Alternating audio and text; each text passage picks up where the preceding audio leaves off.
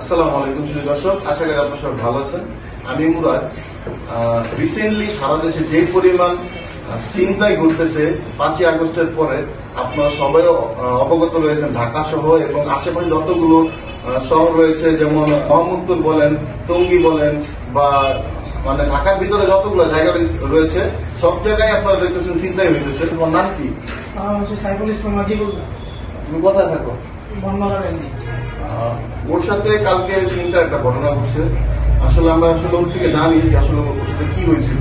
তোমার সাথে কি হয়েছিল মূলত হচ্ছে আমি আসতেছিলাম গাজীপুর চৌরাস্তা থেকে কলেজ গেটে এসে দেখলাম দুইজন ছেলে। ওরা হচ্ছে মূলত আমার পকেট থেকে ফোন নিয়ে নিছে। নেওয়ার পরে বাস থেকে নামলাম, নামার পরে একটু সামনে গেলাম, দুজনে মিলে আমাকে আটকাইছে। তো আমি বললাম যে ভাই আমার ফোনটা আমাকে দিয়ে দেয়। তারা কোনোভাবে শিকার চাইতেছে না, থেকে ফোন দিয়েছে। তারপর এক পর্যায়ে হাতাহাতি হইলো, আমার পর ওর কাছ থেকে আমার ফোন বের হয়েছে। ওরা দুইজন ছিল। তারপরে হাতাহাতি হওয়ার পরে আমি আমার হাতে ব্যথা পেয়েছি। কয়টার দিকে ঘটনাটা ঘটছিল? এটা হচ্ছে আনুমানিক 11টা। আনুমানিক 11টা? রাত 11টা। ওরা কয়জন ছিল? ওরা দুইজন ছিল। তো বোঝাই যেতেছিল ওদের আশেপাশে আরো এরকম লোকজন আছে। তো তোমার সাথে যখন ঘটনা ঘটে আশেপাশে মানুষজন তখন কি করতেছিল?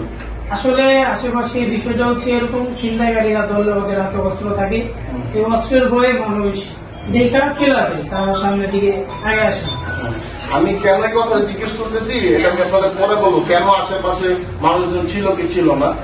তো তুমি যখন আসছিল 11টার দিকে, তুমি কোথা থেকে আসছিল তখন? আমি আসছিলাম গাজীপুর চৌরাস্তা থেকে। তো তোমার হাতে কি কি সমস্যা হয়েছে এটার কারণে? দেখেন হাতের কি অবস্থা গেছে। তো তুমি কি ছিনতাইকারীরা ধরতে পারছিলা? হ্যাঁ, ধরতে পারছি। আমার ফোন আমি দর্শক, আসলে ওর একটা ভালো জিনিস কি, ও ছিনতাইকারীর সাথে হয়তো কোনো না কোনো কারণে ধস্তাধস্তির কারণে ওর মোবাইলটা ফেরত পায়। এবং ও পরে কি হয়, ছিনতাইকারীরা তুমি কি করছিলা? ছিনতাইকারীটা আমি দোষী ধরার পরে পুলিশে সোপর্দ করতে চাইছিলাম, কিন্তু আরো আশেপাশে যে লোকজন ছিল তারা বার্গেনিং করে ছেড়ে দিছে। এটা একটা চক্র ধরতে পারে। আসলে আমার আজকের এই ভিডিওটা বানানোর মূল কারণ হচ্ছে কি, আমরা সবাই জিনিসটা দেখতেছি। আপনি ইন্টারনেট দেখেন বা টিভিতে দেখেন, যখনই আমরা সোশ্যাল মিডিয়া এবং আসলে টিভিতে আমরা চালু করি, দেখি কি প্রতিনিয়ত কোথাও না কোথাও চিন্তাই হচ্ছে। হ্যাঁ, এখন ও আসলে কোন না কোনো কারণে ও নিজের সেভ করতে পারছে। এখন আমাদের আসলে যে অবস্থা, যে সিচুয়েশন তৈরি হয়েছে, আমাদের ছিনতাইকারী যদি আমরা ধরতে পারি, কোনো সারাসারি নেই। রিসেন্টলি যে সমস্যা তৈরি হয়েছে, ওদের যেখানে আমরা ধরতে পারবো ওইখানে ওদের গণপিটানি দেওয়া উচিত। কারণ আজকে ওর সাথে হয়েছে, কালকে আপনার সাথে হবে, এরপর দিন আমার সাথে হবে। ওদের ছাড় দেওয়া উচিত না। কারণ একটা ফ্যামিলির একটা যদি দুর্ঘটনা ঘটে, ও বুঝতে পারে, ওর ফ্যামিলি বুঝতে পারে ওর উপরে কি যায়।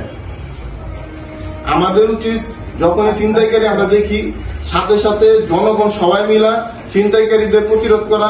আমি আমাদের পুলিশ প্রশাসনের কাছে এবং যত জনপ্রতিনিধি আছে তাদের কাছে আমি রিকোয়েস্ট করব, অতি শীঘ্রই আমরা যেহেতু টঙ্গীর বাসিন্দা, গাজীপুরের বাসিন্দা, আমি সবার কাছে রিকোয়েস্ট করব, আপনারা দয়া করে আপনারা সবাই সজাগ হন, এর বিরুদ্ধে প্রতিরোধ তৈরি করেন। আর যে কোনো সময় যেখানে আপনারা ছিনতাইকারী পাবেন, গণধোলাই দিবেন, ওদের গণধোলাই দিবেন, এক কথায়।